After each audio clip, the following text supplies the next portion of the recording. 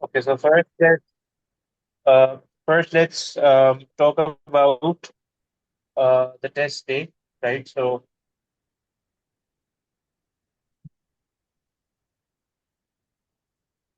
normally, my first advice for every student for the test day is that you get a proper sleep.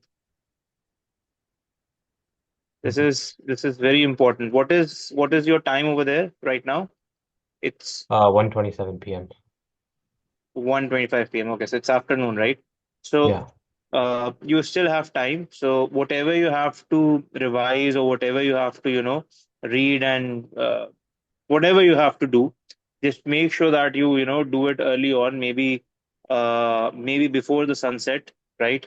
And just make sure that you go to sleep somewhere between maybe 9 p.m. or 10 p.m. It I know sounds a little odd. I do not know what your sleeping regime is, but again, this is the time that I would normally suggest students to go to sleep before the test day, because at least 7 hours, 8 hours of good, healthy sleep is very important before the test, right?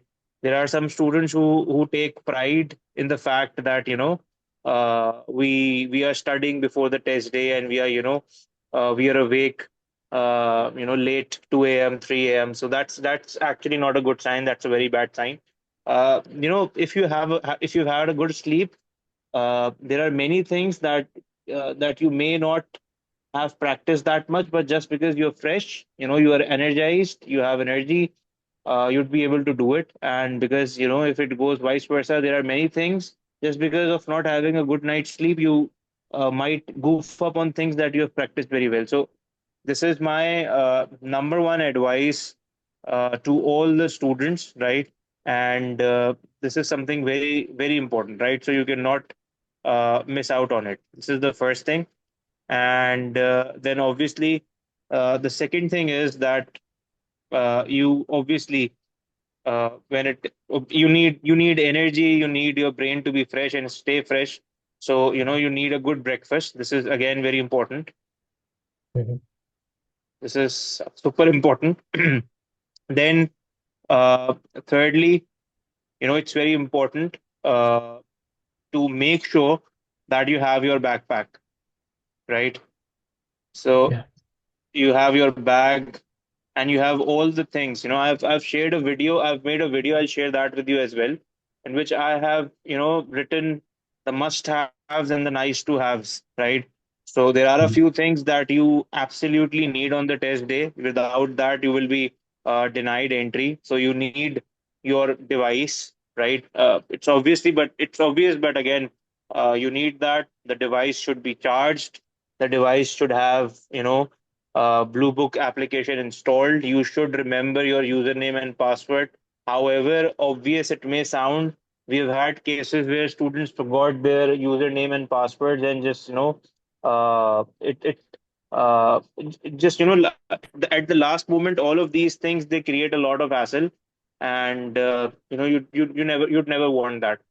Make sure you Mhm. have your own calculator. Make sure you have your student ID. Make sure you have all the documents that College Board has asked you to bring. Your admission ticket. It's always preferable that you have a your admission ticket in printed form.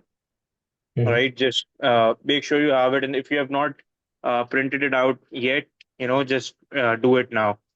So you should have this ready immediately after this session, right? As soon Yeah. as you are done with the session, just make sure you have the entire backpack ready. And then the fourth thing, again, it's very important, and that is uh, you revise all the things, and make sure so you revise all the topics once, right? So that is very important. Then again, there's one more thing that I find very important, and that is reaching what is your reporting time? 7:45. 7:45. So just, try to reach 30 minutes before. Okay. This can be 15 minutes as well, 15 minutes as well, 20 minutes as well, but I normally recommend students to get there 30 minutes before the test starts, right? And there are many reasons for that. Normally, what happens is that 90% of the students will show up exactly on the time, right? And there will be hassle, during the checking and everything. So just, it's very important to keep yourself very calm before the test. So just getting there early, getting your verifications and everything, checked out early on, and going to that your seat and just sitting over there calmly and waiting over there.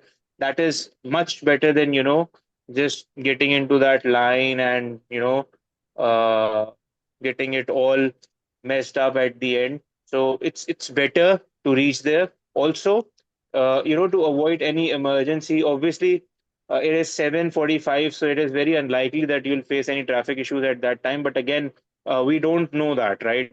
Anything Mhm. is possible.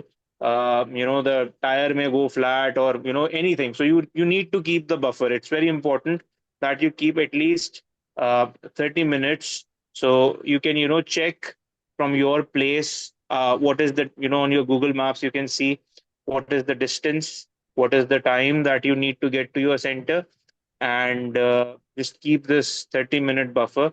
This will help you a lot, and this will save you from a lot of anxiety and a lot of pressure, and you'll go there, relax, and this will help you a lot, right?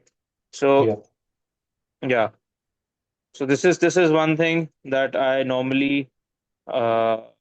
I normally tell my students. Now there's again one more thing, just remember this. uh, when you solve your reading and writing, so there are two possibilities. The first possibility is that you might have a great test, and the second possibility is that you might not have a good test. So it is a possibility that since you have practiced so much, right? And if you felt like, or if you feel like you've not done it, you've not done well, you've not performed well, there is a possibility that a majority of the students didn't do well because it's a standardized test. And if it turned out to be difficult, then it will be difficult for everyone. But the point is that, you should not uh, carry forward the feedback, right? So if you have whatever your feedback is about the reading and writing section, whether it was good, whether it was bad, just don't think about it when you do your math section, or even when you do your first module of reading and writing section. And if you feel like you've not done it good, you've not done it well, so you do not have to carry uh, that feedback to the next section.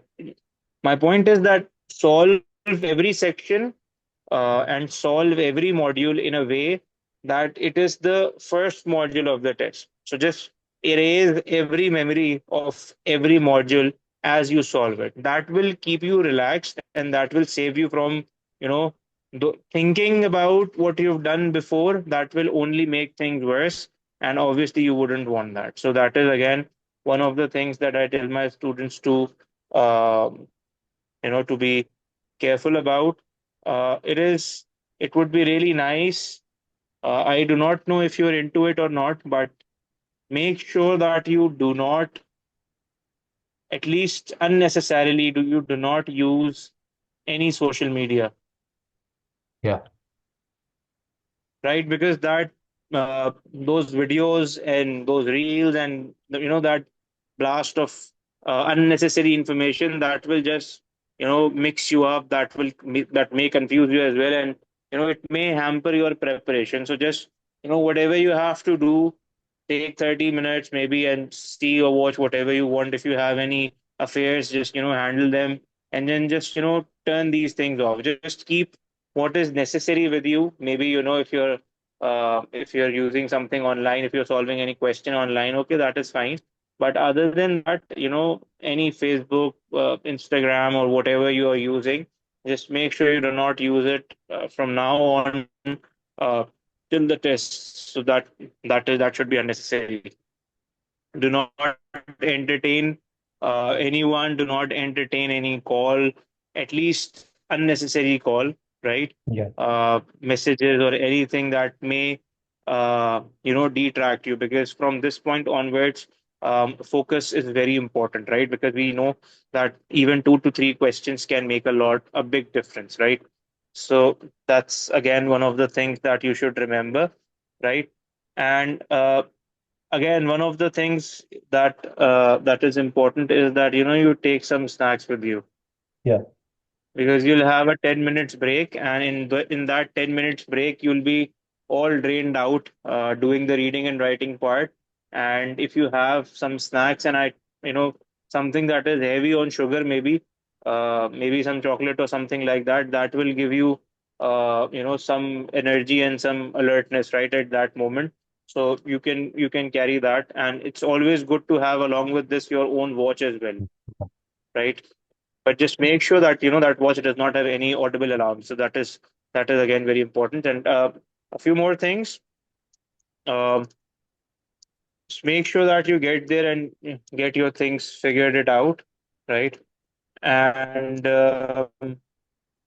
yeah, so this is pretty much it. Read the instructions very carefully, right?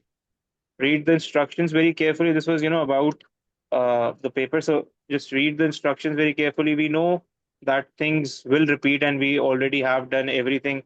But still, read the instructions. And, you know, paper, just solve the paper in order of your strength, right? So, like I have told you, especially for reading and writing, I do not know what is your scenario for math. You must have discussed it with your instructor. But for reading and writing, I would recommend that you first go for standard English conventions, and you're good with it as well, and then you go for expression of ideas. So you do the second part of the paper first, then you come back to craft and structure, and then maybe you can go on to information and ideas. So this is the pattern. For these two topics, I would recommend that you give 30 to 40 seconds per question, so that you save 30 seconds for every question, which you can use those 30 seconds for every question in craft and structure and information and idea. So if you do manage to save 30 seconds from every question, you will get extra time over there. So this is especially, I'm talking about module 2.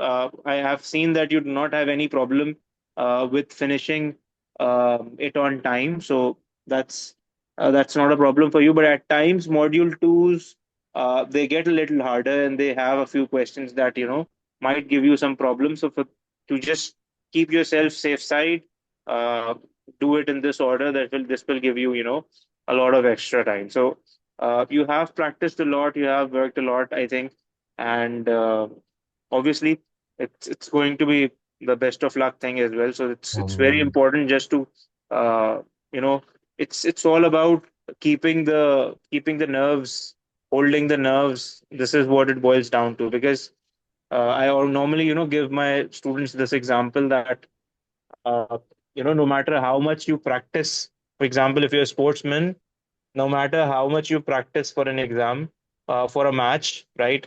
What matters is what you do in that game. So even if you've been practicing for the past 2 years, if you do not perform in that game, whether it is football, whether it is cricket, whether it is baseball, or whichever game you are into, if you do not perform, in that field in those 2 hours, obviously it's not going to, it's not going to be of any use. But again, uh, it's practice what makes us hold those nerves and in those times. So yeah, it's very important to do these things, and just make sure you do all of this.